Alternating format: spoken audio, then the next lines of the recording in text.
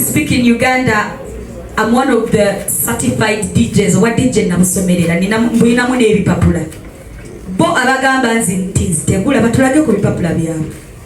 So Olugamba really serious making a Zahara Toto. Abakyalulimu balugezeeko munnange. Buli kimu kyagezesa. Nabagambye dda owa DJ bwe bonsasula Olugambo terunsasulangako. For me, DJ Zato brands works better and brings more money for me. So siri kudduka mu Lugambo nti ndutidde sina kyentya. The city of Iduduma. Amazima gali nti Olugambo lwagwa. As we speak in Uganda, I'm one of the certified DJs. Owa DJ namusomerera ninamu n'ebipapula. Bo abagamba nti tegula batulage ku bipapula byabwe. Kubanga nze ekipapula kye nafuna ekindaga nti certified kiri iOS. Mumanyi ekintu kiyitibwa iOS? Akimanyi watera mujja kigugulinga international what? Mujja kigugulinga. So I'm iOS certified, okay? Certificate jenina recognized internationally. Tebamalanga gigabagaba. The government of Uganda certified me okubeera DJ. Oshitegera kyenjogerako. So yenna agamba oba kuba mixtape oba music tegula mutegula oba nkola ntatulage ku bipapula. Because I'm recognized international. What DJ chikizwa? Byanjawo.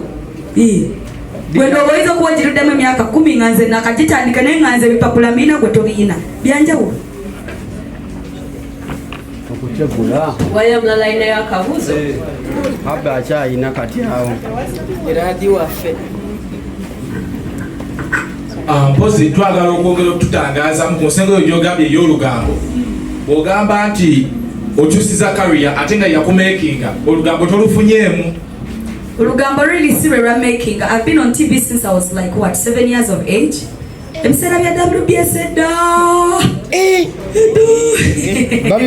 was reading kids news. I was the very first TV presenter ku WBS. Omwana omuto asoma kids news.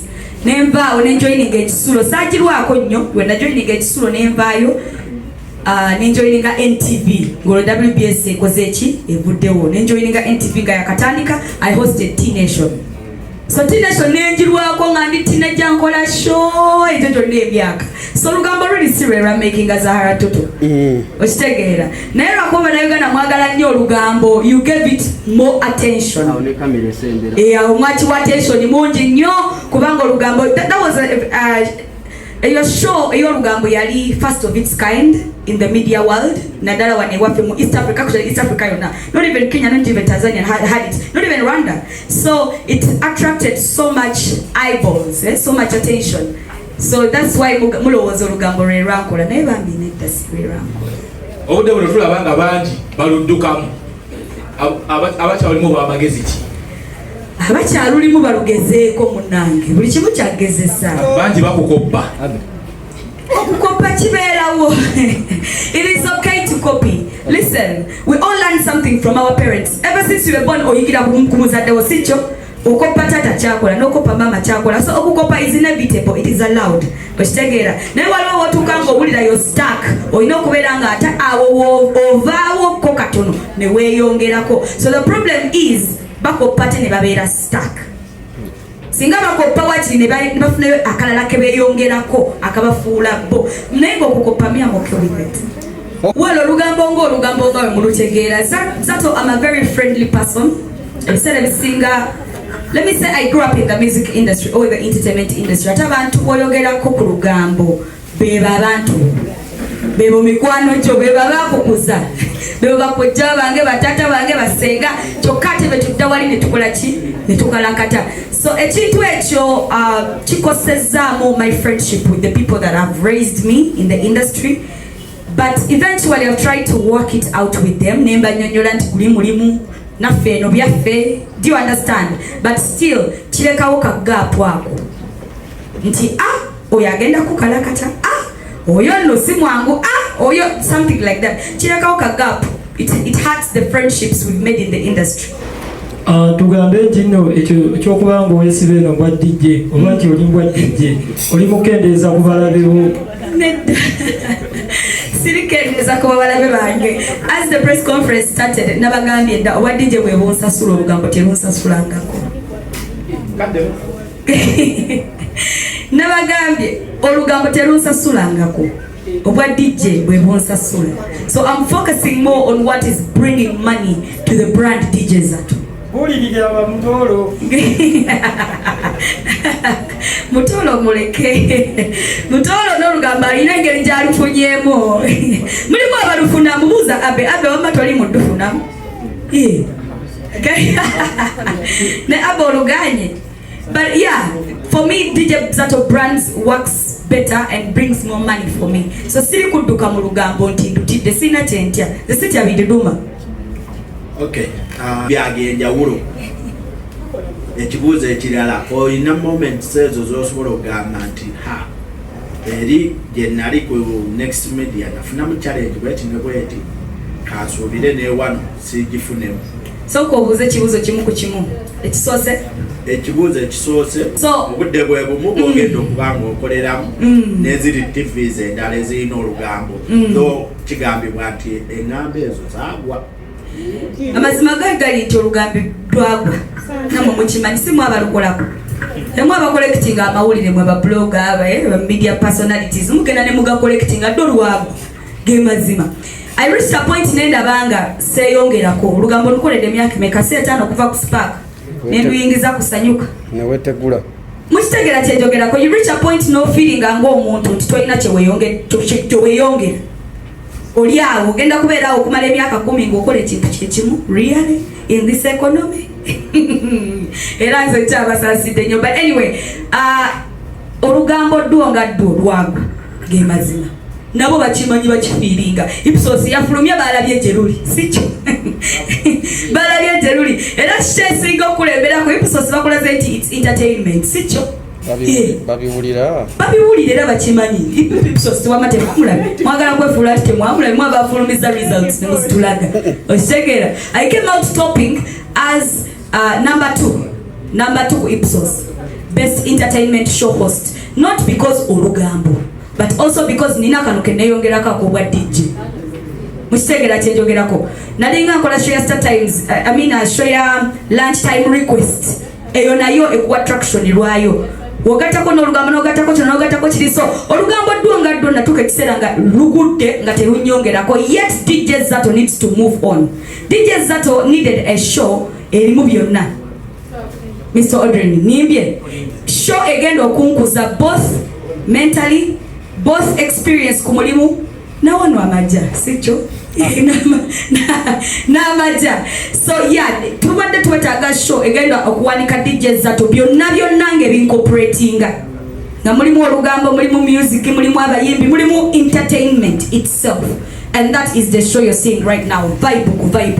And I think no muntu ali awaka kye yetaaga show egenda omumalako ebirowoozo ewaka sawa 2 muzita za muzannyo gomanye tuka waka sawa 2 ng'okoyova ku mulimu n'otandika kudda mu kulaba bye bimu olugambo kwa luli ku Facebook luli ku TikTok. I can stream it anyway, but I want to watch my TV nendabako ekintu bulijjo kyesitasobola kumalaga accessinga something different. So vibe ku vibe eri different. If it's competition for them, they are mediocres in the industry, they are mediocres in the game.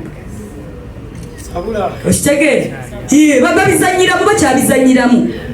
Nze njagala kukola n'abantu batwala kintu mu maaso. We need change. We are not always going to be sticking to one thing tusigalawo nedda.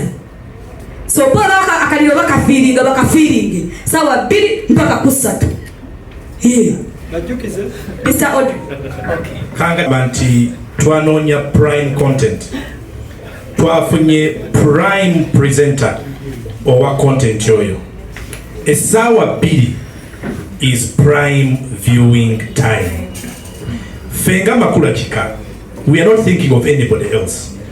Twatadde what we consider prime content, prime show, prime viewing time in the evening. Bwe kibanga kyekyo ekinaasika abalala bave bali because of our prime show on prime viewing time, let it be. But there is no reason why we hide away from the fact that it is the time when most TV lovers, bebagala okubeera ku TV, catch them with the best one at it. So abalengeri bakirabamu, I think is not our problem. What we are trying to do and what we are going to do, what Zahara is going to do, is to push that time as the Makula Kika prime time where you can catch her.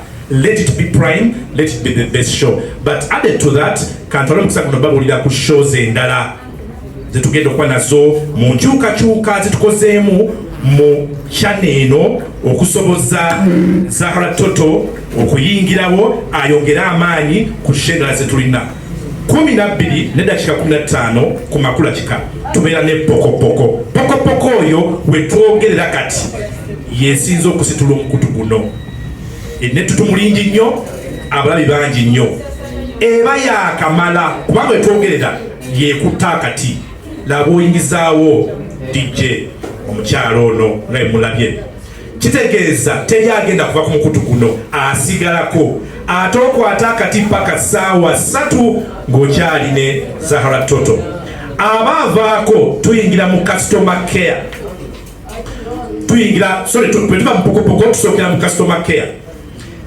care abagirabyeko ye kazannyo oba ka series akatambula kati akasinga okuba akakabi kabira ku ssaawa 1 ne dakiika 15 so ova mu pokopoko ogenda mu customer care kati customer care w'omuviiramu akuyingiza mu Zahara Toto ku ssaawa 2 Zahara Toto ku ssaawa 2 so prime evening time yaffe etandika na pokopoko 12:15 egenda mu customer care 15 egenda mu vibe ku vibe ssaawa 2 bw'ogivaamu tugenda mu brothers ako kazannyo oba kazannyo then ku ssaawa 3:45 tubeera n'ekinigeria abantu baagala nnyo ebinigeria kyetuzudde ku mukutu kuno gwa makula kika bw'ovaamu action movie so ffe tetukoze ku makula kika nti tudefinize prime time yaffe kuva ku ssaawa 12